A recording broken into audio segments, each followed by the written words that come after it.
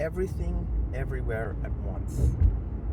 We all think AI is going to take all our jobs, but what if there was multiple things happening at once? AI takes all of our jobs, but in another sector, AI gives us a lot of jobs. In another sector, AI makes us do crappy jobs.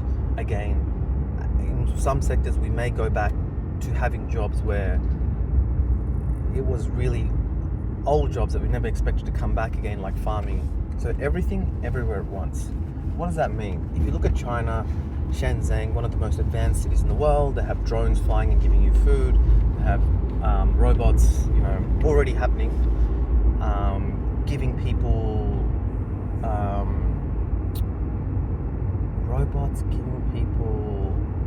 like customer service at hotels. But in this most advanced city, planned city in the world with solar power and all these roads that charge cars, even with all of that, there's another guy traveling from town on the back of a donkey with 2 hay bales. So it's everything everywhere at once. What does that mean? So some people will choose to stay with AI and follow the full extent of it and become half human, half robots. Some people will choose to be like, no AI, I'm going to go start my colony and I'm going to live like on the farm and blah, blah, blah. So it's just like right now, everything and everywhere is happening right now. Right now, some people are living the best lives. Some people are living, luxury, money, wealth, everything's going well for them. Some people are in the trenches of Ukraine, living in these cold snowfields while, getting killed in this war. So we live in the most peaceful of times, but then there's another sector of society that's living in the most violent of times. So everything, everywhere at once. So as you go and live your life right now, and you think, okay, is there something going to be called marriage?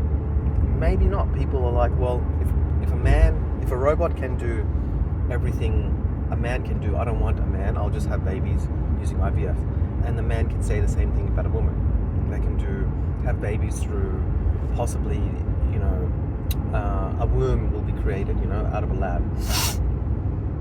So, again, I'm not saying, these things I morally approve or anything like that. It's just, I'm not saying I'm just saying what's happening and how to find clarity in this very odd situation. There have been times where, maybe in the 1950s, some people were going to the gym, and then there was a small sector of people going to the gym, and then after a while, maybe 2% of people are going to the gym or something, and the gym people were like, how come everyone else is not doing this, and everybody else was living like normal lives, working, this, that, and then as the 90s came, maybe 8%, and then all of a sudden, 60% of the people started going to the gym in one form or the other, and it's a high percentage of people that go to the gym right now, and that's only happened in the last like 10, 15 years. So I think, but as I talk to people or as we look around the world, for the first time, every human is now like, man, I do not know what the future holds. It's not like 5% of the population's like, man, a revolution of AI is coming. Everybody's on this bandwagon, right? So I'm just checking my directions. So we're all confused, we're all not sure. So these little thoughts, I'm hoping that it gives you clarity on how to approach your life. So if, back to the marriage thing or whatever it is, food, marriage, life, goals, whatever it may be. So then people might, but there still may be some people that still want to get married, some people that want to not, some people that want, community marriages, multiple people, So everything, everywhere at once. That sort of gives us clarity. We don't know exactly what the future will look like. We don't know if there's going to be half the population married, half the population not, whatever it is. Let's take another example so it's not biased towards marriage. Let's take an example of, what's another one? Success. You're like, well, me swimming, being the best swimmer, me achieving this massive goal of starting a business and getting accolades and being respected, and or being really physically fit and getting respect for that and people appreciating it. If the AI does everything and my body is just genetically modified to be perfect, then I lose all of that. Then you got to sort of tell yourself everything everywhere at once. In this new reality, there still will be the opportunity to excel yourself in different aspects. It may not be in physical, it may be in another way, it may be intellectual, maybe adventure, maybe in other ways. It may be physical.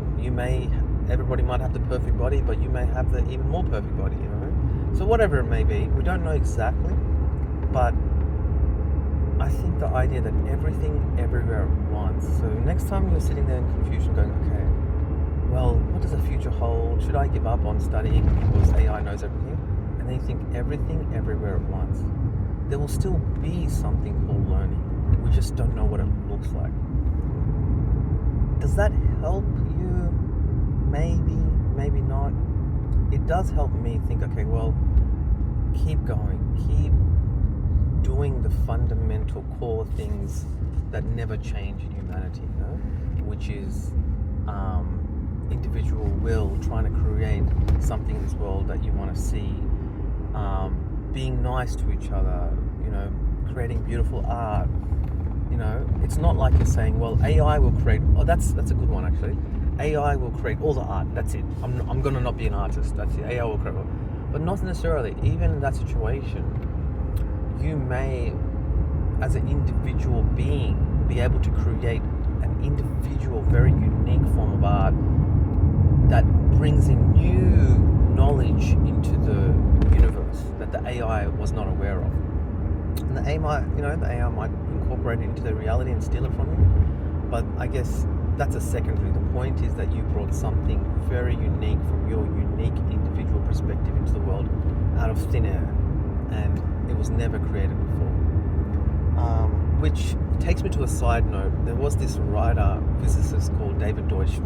He's still around, and he's become very famous. And he talks about how in this universe there is unlimited level up. You know what I mean? We started off on the hunting, and then we went farming, and then we went technology.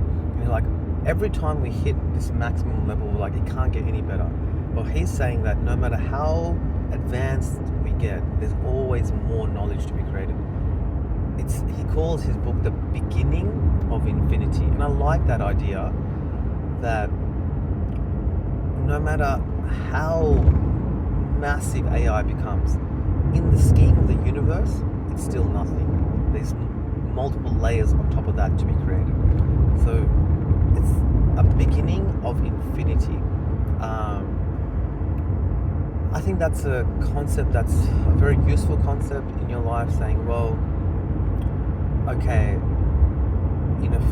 if we reach this utopia of this reality, we're okay, everything's perfect, we have everything, and we can't imagine anymore. Our imagination will lead us to more. It's a nice concept. It feels very real, something to ponder about, but circles back to this idea. Hopefully this is helpful to help you function in the world and not feel like, oh my God, what's going on?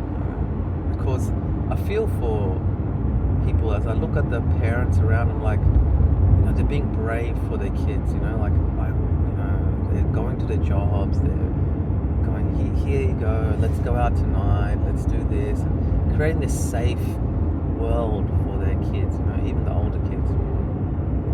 But in their mind, in the mind of the parents, they're like, man, I don't know if this job will last, I don't know if the city can sustain me, I don't know what will happen to this, can we do this, will the closure of the oil fields make petrol too expensive?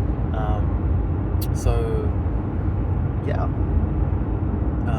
it's getting, I feel for these parents, I guess, everybody, but the parents are a good example. So you as a parent have to somehow find,